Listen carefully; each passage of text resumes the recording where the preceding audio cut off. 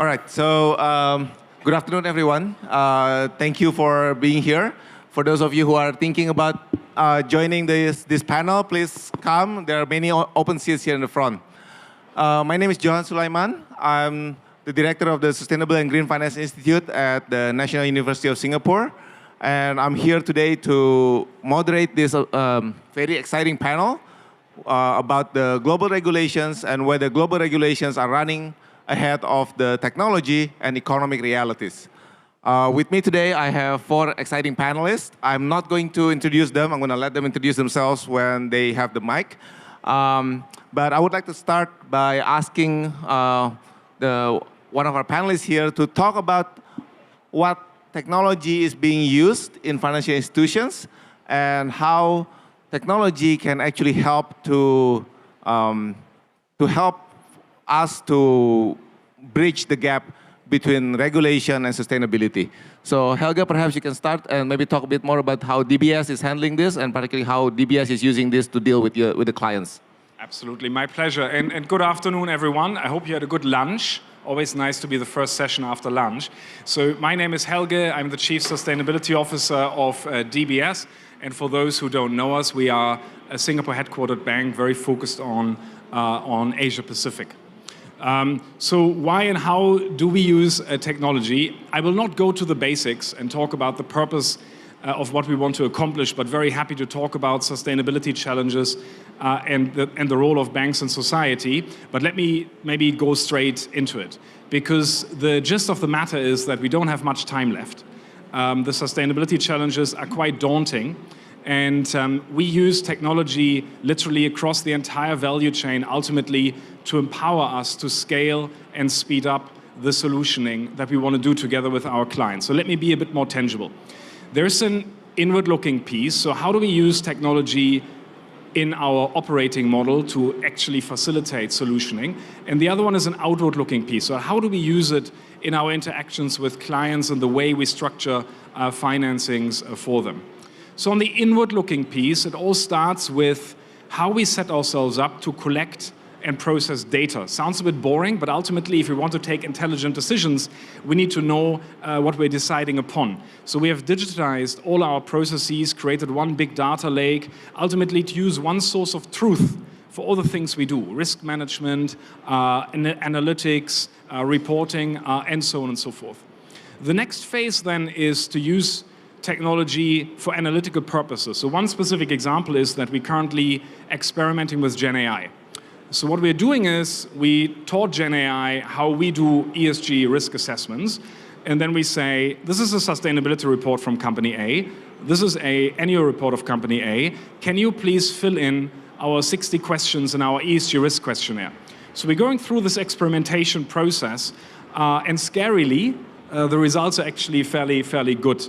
A third element inward-looking is how we inform key decision takers. So for example, we have a board sustainability committee. So we have this data lake, we have certain analytical tools, but how do we bring it up the chain so that, for example, a board can take informed decisions? So every quarter, we present our board sustainability committee with a dashboard. No qualitative stuff, hard data on what are we doing, what have we accomplished, how do we progress against our targets and so on, to have informed decisions. So that's the internal piece. Then the outward-looking piece is really empowering beautiful journeys for our relationship managers and for clients. What do I mean by that? If we want a relationship manager to call a client and talk about decarbonization and things like this, they may not incline to do this if it's difficult. So can we create analytical tools such that the RM gets out of bed in the morning, and with a few finger clicks on the iPad, you have everything you need. The intensity of the client, how does it compare to our targets, how does it compare to peers, to create a beautiful journey for the RM. And it's a tool to interact with the client, to communicate. So by showing him our dashboards, the client might say, you're wrong, and then you have an intelligent discussion around this. And then the last bit is the actual transaction. So how can we leverage data and digitalization processes to structure financing solutions and to monitor is the client actually doing what they told us they would be doing? The data that we get, is it assured, and so on. So it's across the entire value chain that we use technology. So I think this is very exciting because there are many things that we're trying to do in our own institute to build technology to help with not only compliance, but also the solutioning and financial solutions and providing better services for the clients, right? So here on this panel, we have DBS, as you can see. We also have regulators, standard setters, and also people who are on the ground trying to make actual changes, right? So I'm very excited to have Felicia here to talk a bit more about solutions and opportunities that are afforded by technology rather than focusing so much on regulations. So perhaps, Felicia, you can talk a little bit about how we can use technology to develop business solutions rather than complying only for compliance sake. Sure, yes. And I think it's good to have some context first. So I'm from Accenture, and you may know us for our digital clout, but we're actually the leading global sustainability services advisory. And I think before I talk about technology, for that context, what is regulation good for, right? It's good for setting hygiene factors. It's good for bringing everybody to a minimum standard, but it may not be so great, or it's not complete when it comes to empowerment and being able to transform. So when we talk to businesses, corporates, it's a 3E problem as to why they don't embrace ESG and sustainability. So firstly, there's the economics. So theoretically, businesses know it's good for their risk management, it's good for opportunities, but they haven't yet made that tangible connect between profitability and sustainability. The second E problem is end game, because so much of what we're focusing on in recent years is disclosure. But what is the end game of disclosure? It's actually to be able to transform the way we do business and the way we run the economy. And it's not wrong to start with disclosure because you have to measure before you manage, but it creates an impression of protracted pain, right? Everyone's focused on meeting the minimum standards of data, and then it's still a long way before you get to doing anything. I just want to tell a little short anecdote about how when we interviewed LPs for private equity, a large number of them said that they would be willing to divest if companies didn't have, or funds didn't have, an ESG policy. But that's so much focused still on the compliance part and the signaling part. We're not yet getting to the heart of the problem. So the last E problem is one of the ecosystem, because sustainability is fundamentally one with a lot of touch points. And not only do you have lots of internal stakeholders, you have lots of external stakeholders, so getting data from them, getting action points from them is fundamentally painful. And now let's talk a little bit about what are the M's, the 3 M's that we see as being able to address these, and technology is kind of woven into all of these things. So the first part is M for meaningful materiality. So depending on the sector and business exposure, I think a lot of people here know materiality and have come into contact with it, but so often it's a little bit of a matrix exercise. It's almost an exercise of let's do materiality so we know what we don't have to report, which is unfortunate. The next M is matching the type of data. So when you know what's meaningful for your business, and if the end game is actually transformation and not just reporting for its own sake, you have to get to the level of granularity and matched kind of expertise in your data to be able to go down to that last mile and know exactly what it is you have to change. And then the third M, when we were talking about ecosystems, being very complicated, I'm just going to borrow another term from biology since we're talking about ecosystems, which is mutualism, which is entities relying on each other for mutual benefit, right? So it's not just about tracing or diversifying your value chain. It's actually about forming partnerships and being frank with each other on the data and the actions needed to be able to eliminate and to be able to address the pain points. So I'm just going to have a very short example on Scope 3 emissions, right? So Scope 3 emissions is a fundamental part of disclosure now, but if you see some of the solutions on the market for Scope 3, a lot of it is on estimation, and even using things like input-output tables, which are on an aggregate country basis. It doesn't get to the level of detail that you need to be able to spur change. And then when we focus on actually changing the value chain, then there's all kinds of different technologies, whether it's IoT, blockchain, optimization, networks that can help us in this journey. But I'm just going to pause here because I've gone on for a while. And So I think it's very important to understand that technology can be used throughout the supply chain and the value chain, not only for compliance purpose, but it is for business solution purpose, right? And I think that's crucial. So when we talk here about regulation, I think we have to understand that a lot of times we develop technology not only to satisfy regulations, but actually to provide solutions. And that we should never lose sight of that. And I think that's very crucial. Now, of course, now I'm going to talk about how do we keep the data flowing throughout the value chain so that we can make better business solutions, right? I think you start with 3 E's and then 3 M's and then 3 D's, right? Which is data, disclosure, and definition. And I think here we have the perfect person to talk a bit more about definition, but also to talk about how do we assess materiality in corporate actions, right? And how do you propose to do that, given that you have, Eelco, you have a lot of new initiatives coming up for us to try to understand the materiality of corporate actions and how technology can help in trying to keep track of those. So Eelco, please, the floor is yours. Thank you. Let me start with the title, Are Global Regulations Running Too Far Ahead of Tech Solutions and Economic Realities? Unfortunately, it's regulations that are staying far behind tech solutions and economic realities. It's exactly the other way around. I just arrived from a week New Delhi, where basically the whole town was closed down due to massive pollution caused by traffic, but now also by fires for waste of agricultural products. Schools were closed. 50% of the civil servants could not go to work. Lorries were no longer allowed in town, causing tremendous logistical problems. Factories were closed down. This creates a tremendous loss in value for business and society as such. Can these topics be solved? Yes, they can be solved. There are technological solutions and there are reporting methodologies in place to exactly measure how these problems can be solved and what the initiatives are of people. So it's the other way around. It's the legal that usually follows the realities in society and not the other way around. Having said that, why is this an important topic? Well, because basically we have to work very hard all together to make this world a happier, healthier and more inclusive place. We cannot do that individually, we need to do that collectively.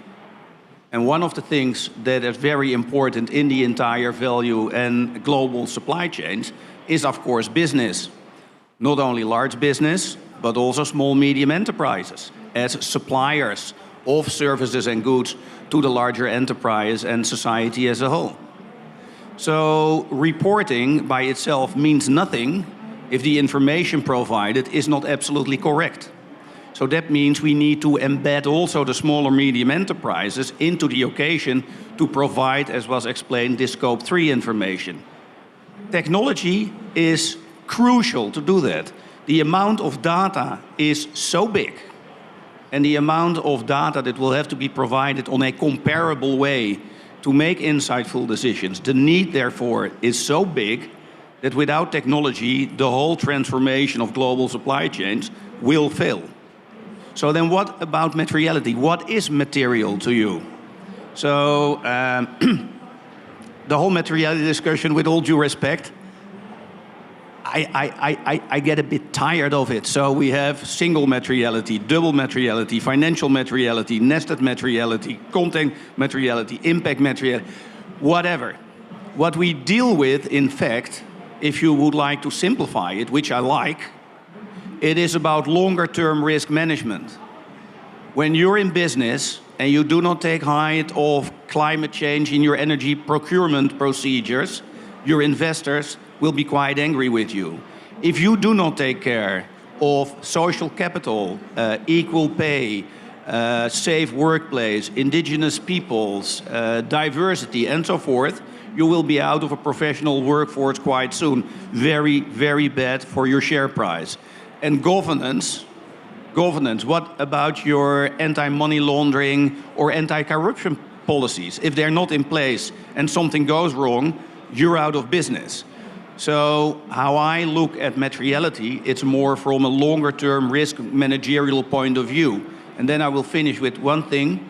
This is also why I think the whole debate about financial materiality, impact materiality, combined is double materiality, is a bit weird, because the impacts, the longer-term risk managerial topics that you should cover, not to commit malpractice as a board, will always loop back at one moment in time into your bottom line. So it always hits your P&L one way or another. Therefore, doing a materiality assessment in order to see what you do not need to report is very silly. Appreciate that. So I think the highlight here that I see is that technology allows you to do better risk management, and that allows you to make better business decisions, and sustainability is just a byproduct, right, of the good business decisions that you are making because of technology. So the way I see it is that you shouldn't think of sustainability as the end goal, right? The end goal is for you to make good business decisions, but sustainability is clearly an outcome of good business decisions, not profitable necessarily, but good business decisions in the long run. And this brings us to the question of, you talk about small companies need to actually keep track of their processes and their materiality, and regulations will help in some sense to at least put some urgency for small businesses to collect data, and who else to speak about data collection but a regulator. So Jose Manuel, please, maybe you can share a little bit about what the Bank of Spain is doing in terms of data management, thinking about data sovereignty, data privacy, and so on in this context.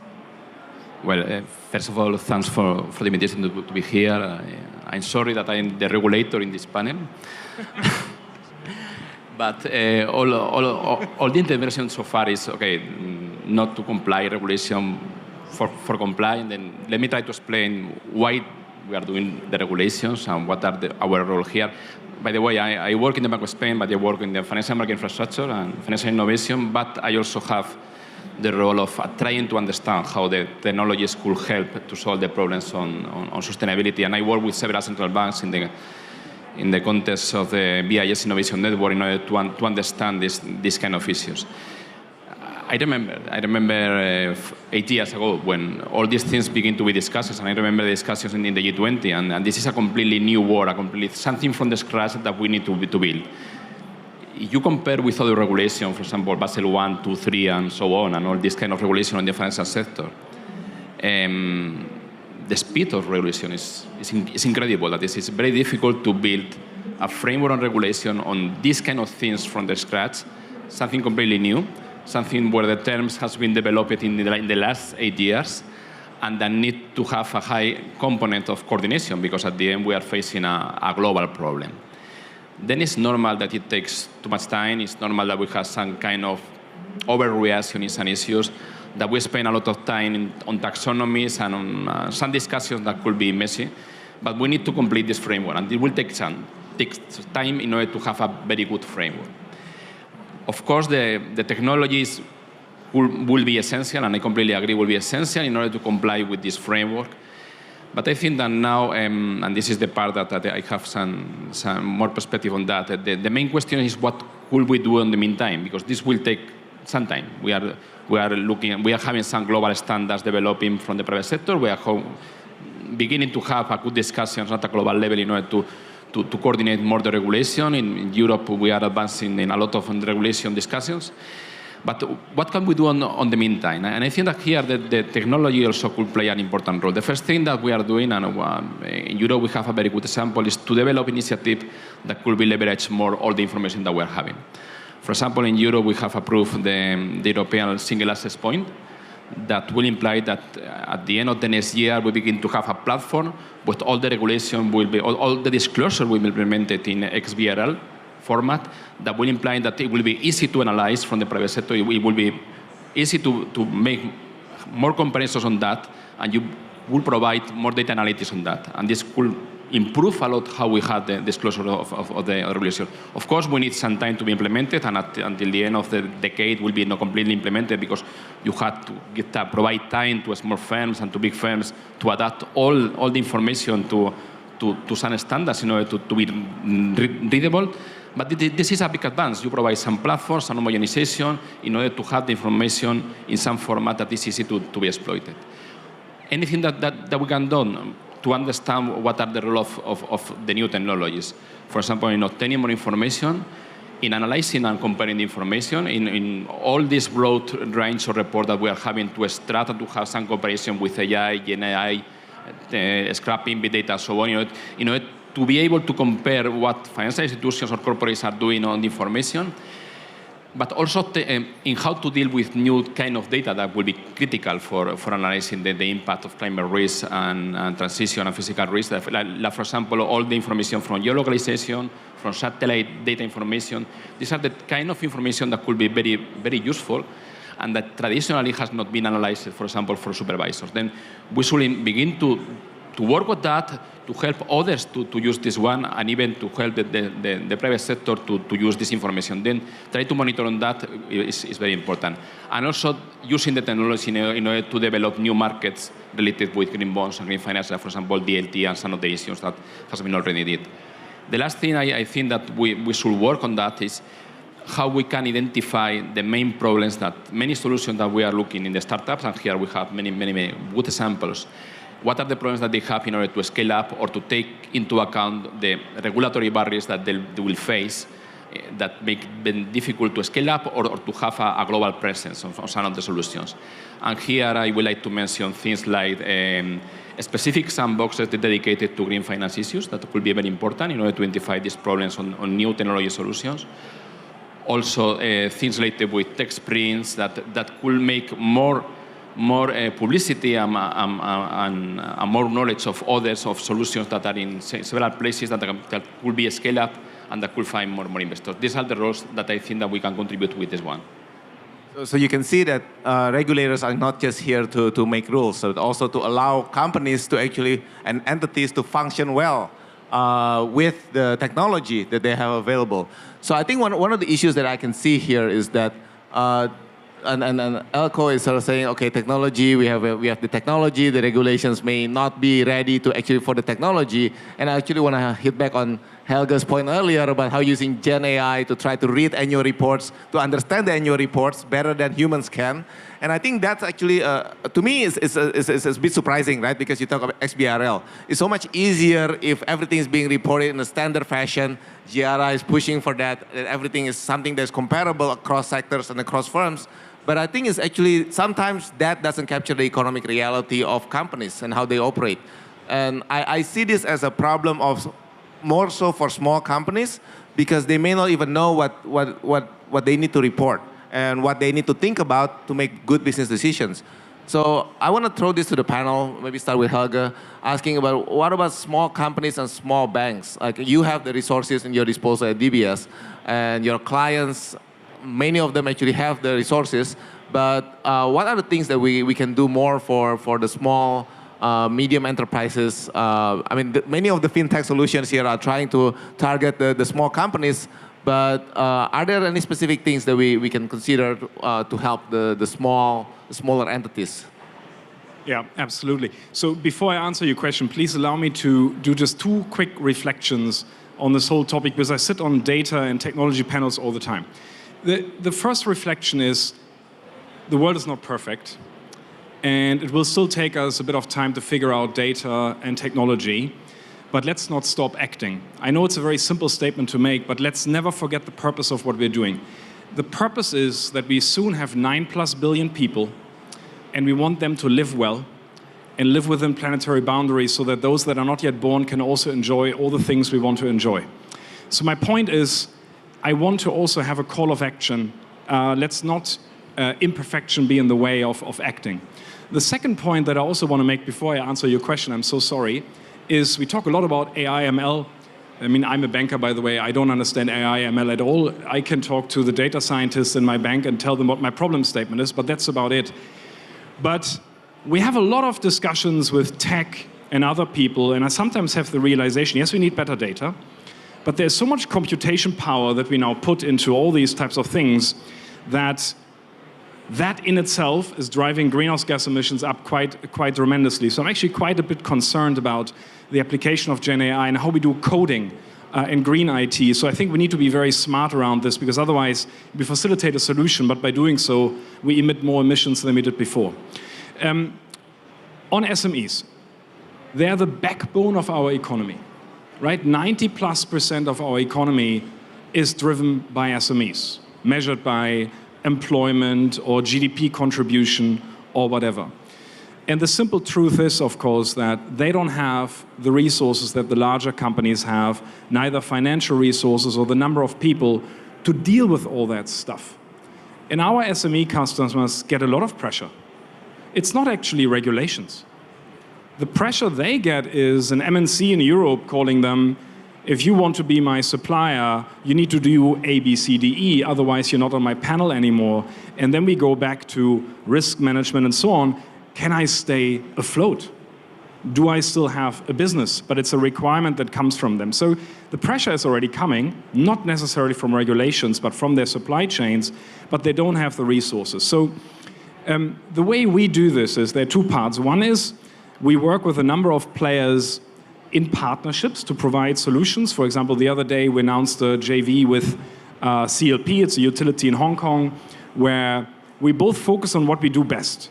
The utility is good at energy audit and providing hardware, we're good at providing finance. And together we can help an SME in a holistic solution. So these are a couple of things in ecosystem partnerships helping them. But I think it's not enough, because we need to really scale this, right? So we need actually an ecosystem play. So in Singapore, we are blessed with, I think, sorry, Jose, the best regulator in the world, the MAS, second best Bank of Spain. But MAS, best in the world. And for example, they have a very strong ecosystem approach in creating digital solutions that facilitate solutions for SMEs. For example, we did testing with fintechs on how we can use AI/ML to quantify scope 3 for them. Because it's not enough to explain to an SME what scope 1, 2, 3 is. Even if they understand, they will not be able to do anything about it easily. So we need this ecosystem approach, and we're quite actively involved in that. And of course, ultimately, we're going to provide the financing to the MSMEs. As I just said, we do, for example, in this case, in Hong Kong. Thank you. So I think there are two reasons why I would like to make two observations about what Helge is saying. First, about MAS, right? I think MAS, I'm standing here and I'm grateful for the opportunity to moderate. And part of the reason why I'm moderating is that I'm from the Sustainable and Green Finance Institute. We are supported by the MAS, so I'm part of the ecosystem. And I don't want to say MAS is the best in the world, but clearly one of the best, right? So Bank of Spain could be one of the best as well. And the second thing I want to say is that the ecosystem is very meaningful here, right? So developing the ecosystem is very important, and that's, I mean, whatever is going on behind you now is actually part of the ecosystem. I also want to say that one of the things that I always wear this is an ESG event, even though it doesn't say it here, but it says on the stage. So I always wear these shoes, because these shoes has a number here, and the number tells me what is the carbon footprint of these shoes I'm wearing, right? So, and that's part of the supply chain, right? That's part of this, and to me, that's a good business decision, because I think the younger generation particularly will demand more of this. So you talk about supply chain, the demand from the supply chain, and the demand from the supply chain doesn't always come from regulators. Sometimes it comes from consumers asking companies to do better. And companies now have to make decisions on their supply chain to do better, and technology should be able to help that, right? So perhaps you also have something to share, because it looks like you're ready to go. Thank you, Johan. You noticed my meaningful look. So I want to throw a little bit of a challenge out there, because too often we hear about pressure, cascading down from above regulators, investors, and then to SMEs. Why do we not think about having proactive kind of ground up, where the SMEs themselves kind of recognize the opportunities? They want to be the preferential supplier to the big companies out there. They want to be ahead of the game, and therefore they band together with the financiers, which I think Helge was kind of alluding to be able to have pooled systems to track and understand where the gap is, and for the banks to be able to have metadata to understand what is the headroom, what is the reach that I can kind of exert over my ecosystem of SMEs to be able to capture that future pressure from environment, from ESG regulation. So I think there's a little bit of room for us to do ground up rather than just wait for the pressure to cascade from regulator to investor through to SMEs and kind of knock down this idea that SMEs always need to be laggardly, therefore we have to increase their capacity. Thanks. Thank you. So Eelco, you want to chime in on what initiative you have for small companies? Yeah, so perhaps you've seen that the IFRS Foundation, ISSB and GRI announced the incorporation of the Sustainability Innovation Lab here in Singapore. It will be launched Monday. The idea behind it is to cover 4 important topics that can be disruptive in supply chains and providing information for useful sustainability reporting. And one of them is, of course, small and medium enterprises. So we will be working on it hard, and we will come up with ideas for solutions. But first of all, it needs to be easy to comply at low cost. That is crucial in get it accepted. The second thing is we must think of small, medium enterprises as suppliers of goods and services, but also as reporters. So they have 2 functions in the supply chain. Then thirdly, of course, how can we onboard them? You cannot onboard them by enforcing regulations on them. What is the value add for them to change? So we must think of reversed engineering. There must be an incentive. And then how to report and how to capture that data. We must first analyze what the standard or most used reporting platforms are, where small, medium enterprises in regions report on. We all know that every small, medium enterprise has to pay tax, whether it's income tax or VAT or whatever. So linking reporting requirements to those systems seems to be an obvious solution. But exactly to your point, it has to be bottom-up. Already we get a lot of requests from large businesses that's struggling with this in their Scope 3 information. There is a tremendous extraterritorial effect of, for example, European rules and ISSB and what the SEC will be introducing. So you cannot hide anymore behind local laws and jurisdictions because it is a real global event.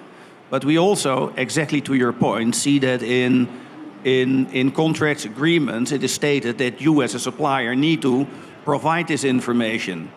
And for many large businesses, this is a tremendous strain on their procurement functions that are not equipped yet to deal with small, medium enterprises in the way how they were used to deal with large financial institutions, software vendors, etc., etc. So a bit of coaching at the level of businesses, how to deal with the problems of their small, medium enterprise suppliers, not in a contractual legal way to basically push away any liabilities for the organization, no, but to jointly come with a solution that will enable small, medium enterprises to capture those data that are necessary for the larger businesses to report on. So I see this really as a joint effort, and we will publish a lot on this. Thank you so much. So we have about 9 minutes left in this session. I always enjoy moderating in the SFF because there's a clock, and the clock is huge, and I can see it. So we have about 8 minutes and 50 seconds now. So I would like to open the floor for the audience. If anybody has any questions they would like to ask to the panelists, you can just raise your hand and the mic will come to you.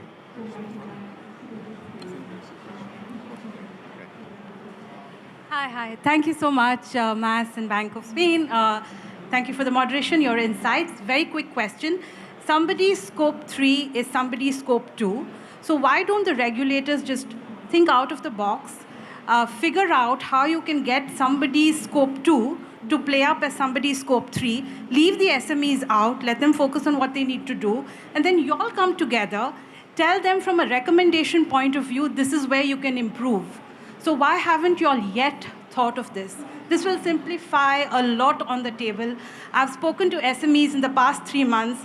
They are very, very worried on what is coming their way. So please consider the question. Can you clarify before I let you go? So you're saying... No, I'm not going.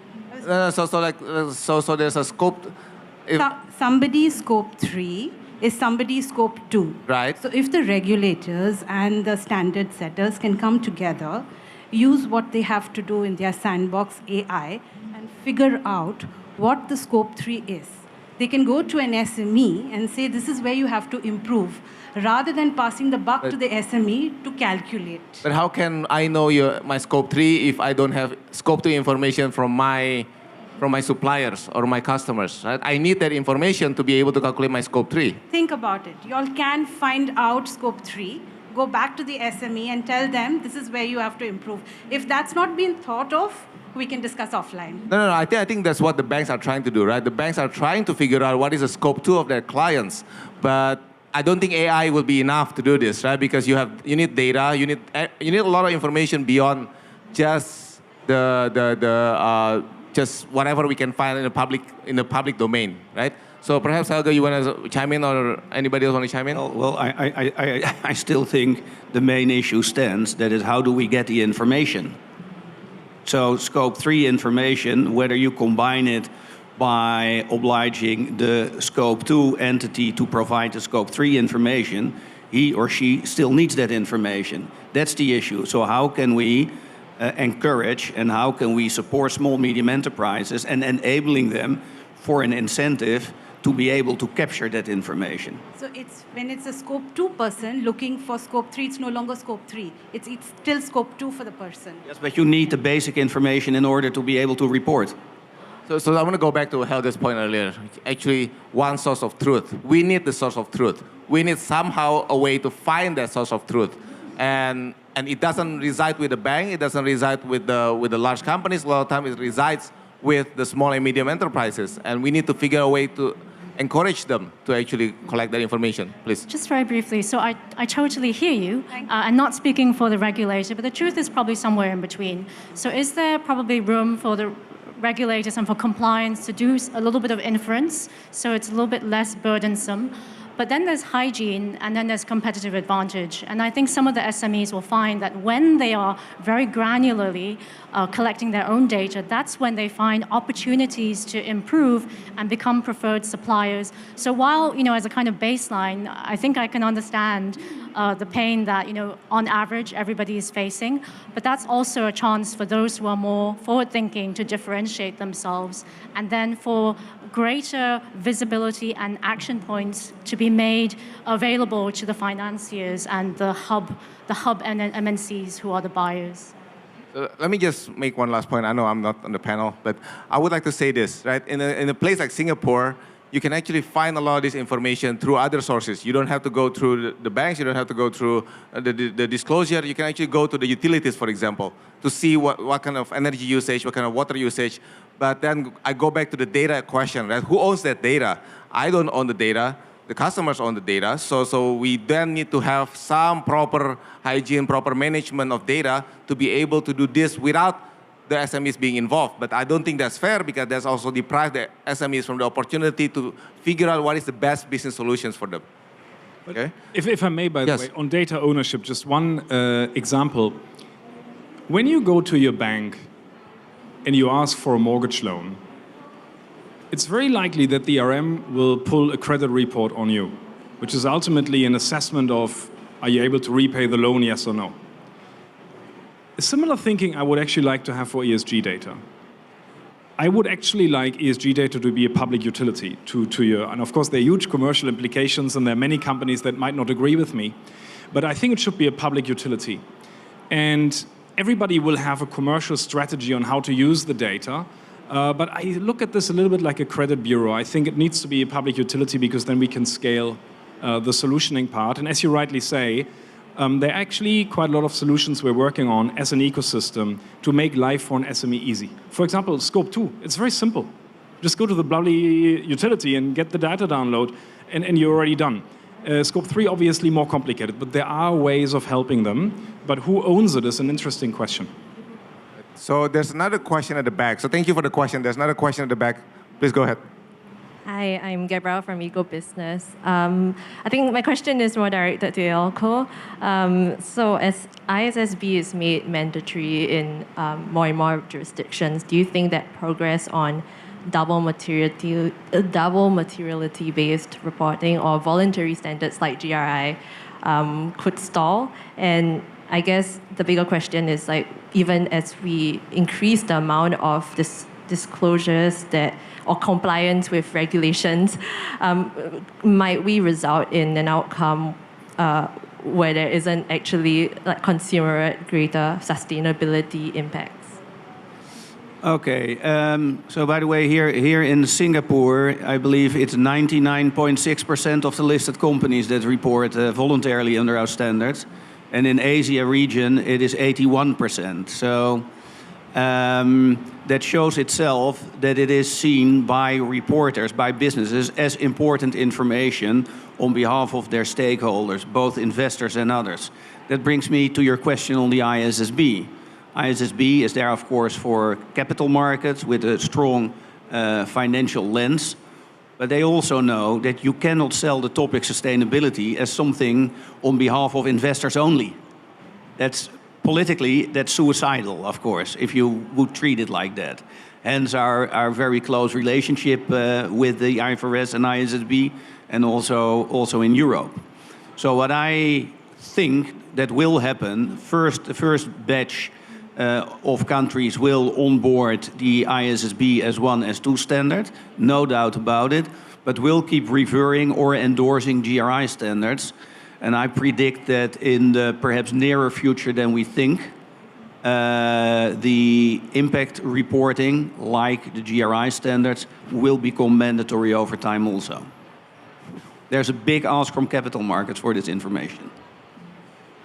Thank you. I think we're running out of time. So I would like to conclude by just thanking all the panelists with your insights. Thank you so much for the insights. Maybe a round of applause for the panelists. And microphone would like to break. So again, thank you so much for staying on, and we'll anybody has any more questions, feel free to approach us offline, and looking forward to more conversations on this. And please enjoy the rest of your day here at the FinTech Festival. Thank you.